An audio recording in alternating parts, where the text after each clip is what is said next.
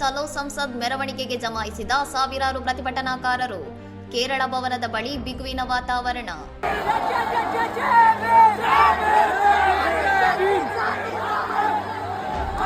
ಸೋಮವಾರ ಬೆಳಿಗ್ಗೆ ಕಾಕ್ರೋಚ್ ಜನತಾ ಪಕ್ಷದ ಚಲೋ ಸಂಸದ್ ಮೆರವಣಿಗೆಗಾಗಿ ಸಾವಿರಾರು ಪ್ರತಿಭಟನಾಕಾರರು ಜಂತರ್ ಮಂತರ್ ಬಳಿ ಜಮಾಯಿಸಿದ್ದು, ದೆಹಲಿಯಲ್ಲಿ ಭಾರೀ ಭದ್ರತೆಯನ್ನು ನಿಯೋಜಿಸಲಾಗಿದೆ. ಕೇರಳ ಭವನದ ಬ್ಯಾರಿಕೇಡ್ಗಳನ್ನು ದಾಟಿ ಯಾವುದೇ ಪ್ರತಿಭಟನಾಕಾರರು ಸಂಸತ್ತಿನತ್ತ ಹೋಗಲು ಅವಕಾಶ ನೀಡುವುದಿಲ್ಲ ಎಂದು ದೆಹಲಿ ಪೊಲೀಸರು ಸ್ಪಷ್ಟಪಡಿಸಿದ್ದು, ನಿಷೇಧಾಜ್ಞೆ ಜಾರಿಯಲ್ಲಿರುವುದನ್ನು ಪುನರುಚ್ಚರಿಸಿದ್ದಾರೆ.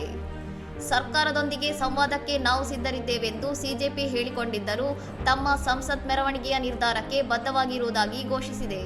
ಕನ್ನಾಟ್ ಪ್ಲೇಸ್ನಿಂದ ಜಂತರ್ ಮಂತರ್ ಕಡೆಗೆ ಮೆರವಣಿಗೆ ಸಾಗುತ್ತಿದ್ದಾಗ ನೆಟ್ವರ್ಕ್ ಸಮಸ್ಯೆಗಳು ಕಾಣಿಸಿಕೊಂಡಿದ್ದು, ಪ್ರದೇಶದಲ್ಲಿ ಸಿಗ್ನಲ್ ಜಾಮರ್ಗಳನ್ನು ಅಳವಡಿಸಲಾಗಿರಬಹುದೆಂದು ಪ್ರತಿಭಟನಾಕಾರರು ಅನುಮಾನ ವ್ಯಕ್ತಪಡಿಸಿದ್ದಾರೆ.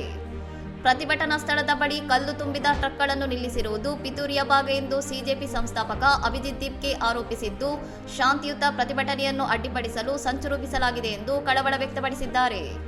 ಕಾನೂನುಬಾಹಿರ ಚಟುವಟಿಕೆಗಳಿಗೆ ಅವಕಾಶ ನೀಡುವುದಿಲ್ಲವೆಂದು ಪೊಲೀಸರು ಪದೇ ಪದೇ ಎಚ್ಚರಿಸುತ್ತಿದ್ದು, ಸಂಸತ್ತಿನ ಮಳೆಗಾಲದ ಅಧಿವೇಶನದ ಹಿನ್ನೆಲೆಯಲ್ಲಿ ಅಹಿತಕರ ಘಟನೆಗಳನ್ನು ತಡೆಯಲು ಹೆಚ್ಚಿನ ಪೊಲೀಸ್ ಮತ್ತು ಅರೆಸೈನಿಕ ಪಡೆಯನ್ನು ನಿಯೋಜಿಸಲಾಗಿದೆ. ಇನ್ನಷ್ಟು ಸುದ್ದಿಗಳಿಗಾಗಿ ನೋಡ್ತಾ ಇರಿ ಸೌರಂ ಟಿವಿ.